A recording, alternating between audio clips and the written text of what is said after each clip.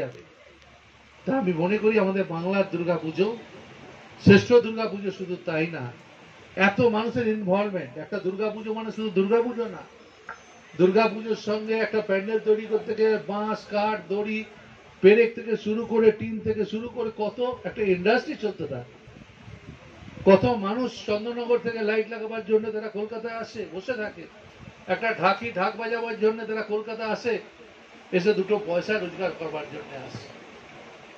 আমি কালকে দেখছিলাম, একটা স্ট্যাটিস্টিক্স করছিলাম যে এখানকার যারা বাইরে, সেই ঢাকের কাঠি পড়ার সঙ্গে সঙ্গে কাঁথি পৌরসভার ভাইস চেয়ারম্যানের নিজস্ব দুর্গমণ্ডপের কাজ কিন্তু শুরু হয়ে গেছে। আমরা সরাসরি চলে যাবো নিরঞ্জনবাবুর কাছে। নিরঞ্জনবাবু, যে রাজ্যের মুখ্যমন্ত্রী মমতা বন্দ্যোপাধ্যায় 85,000 টাকা থেকে 1,10,000, এটা যেমন একটি বাড়তি পাওনা পুজো কমিটি, ঠিক তেমনি কাঁথি পৌরসভার ভাইস চেয়ারম্যান ডক্টর নিরঞ্জন মান্নার নিজস্ব মণ্ডপ দীঘা বাইপাসের কাছে। কী ধরনের এবছর প্রস্তুতি? না, আমি পশ্চিমবঙ্গের জনদরদী মানবিক মুখ্যমন্ত্রী মমতা বন্দ্যোপাধ্যায়কে আন্তরিক ধন্যবাদ এবং কৃতজ্ঞতা জানাই যে ওনার কথায় ধর্ম যার যার, উৎসব সবার। তিনি হিন্দু, মুসলিম, খ্রিস্টান, শিখ, জৈন সব ধর্মের মানুষের এবং সব ধর্মের প্রতি উনি সহানুভূতিশীল। উনি মানবিক মুখ্যমন্ত্রী। উনি চান আমাদের এই পশ্চিমবঙ্গের সব ধর্মের মানুষ ধর্ম নিরপেক্ষতা রেখে সব ধর্মের প্রতি সমানভাবে সম্মান উনি করেন। এবং আমরাও যারা ওনার সৈনিক হিসাবে আমরাও চাই যে সব ধর্মের মানুষের বসবাস আমাদের এই পশ্চিমবঙ্গে এবং সকল ধর্মের প্রতি আমরা সম্মান করি। তাই তিনি আমাদের পূর্ব মেদিনীপুর জেলার দীঘা জগন্নাথ মন্দিরের যেমনভাবে উদ্বোধন করেছেন, আবার তিনি কিছুদিনের মধ্যে আবার আমাদের এই পশ্চিমবঙ্গের দুর্গাঙ্গন তৈরি করবেন বলে ঘোষণা করেছেন। তাছাড়া অন্যান্য ধর্মের প্রতি ওনার প্রগাঢ় বিশ্বাস এবং সহানুভূতিশীল।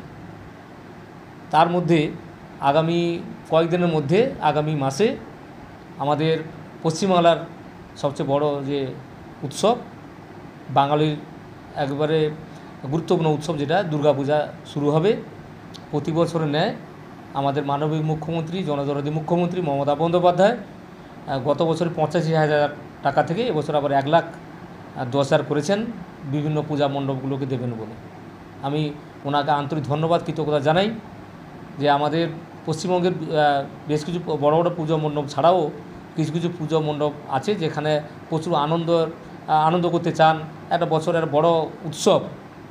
তাই তিনি এই যে টাকা বরাদ্দ করেছেন ছোট ছোট যে সমস্ত বিশেষ করে পূজাগুলো, তারা খুবই এতে উপকৃত হবেন যে এইরকম একটা সুযোগ আমাদের দিদি করে দিয়েছেন।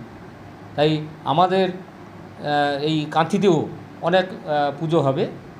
আমরা খুবই ওই দিনটার জন্য আমরা অপেক্ষা করছি। আমার নিজস্ব যে ক্লাব আছে, ক্লাব প্যারাডাইস মেছেদা বাইপাসে, সেটাও যথেষ্ট ভালো করেই পুজো এবছর হবে। আমি ওই ক্লাবের সভাপতি হিসাবে রয়েছি।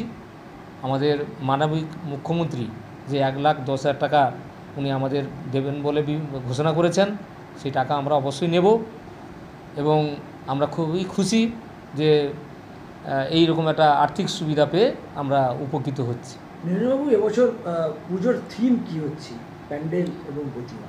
পুজোর থিম আমরা এই মুহূর্তে যেহেতু শুধু প্যান্ডেলের কাজ, পাঁচ বাঁধার কাজ চলছে, আমরা বিস্তারিত এখন এই মুহূর্তে বলছি না। আমাদের বিভিন্ন পূজা মণ্ডপের কাজ তো এই সময় চলে, তাই আমরা এই সময় বলছি না। সেটা ওই পুজোর শুরুর হয়তো 2-4 দিন আগে এই বিষয়ে আপনারা বিস্তারিত বলতে পারবো বা জানাবো। একটা চমক থেকে যাচ্ছে যে প্যান্ডেল কিংবা প্রতিমা কী থিম হবে সেটা কিন্তু এখনও জানানো হচ্ছে না। তাহলে কি মনে হয় একটা বড় আকর্ষণ থাকছে ভাইস চেয়ারম্যানের মণ্ডপ?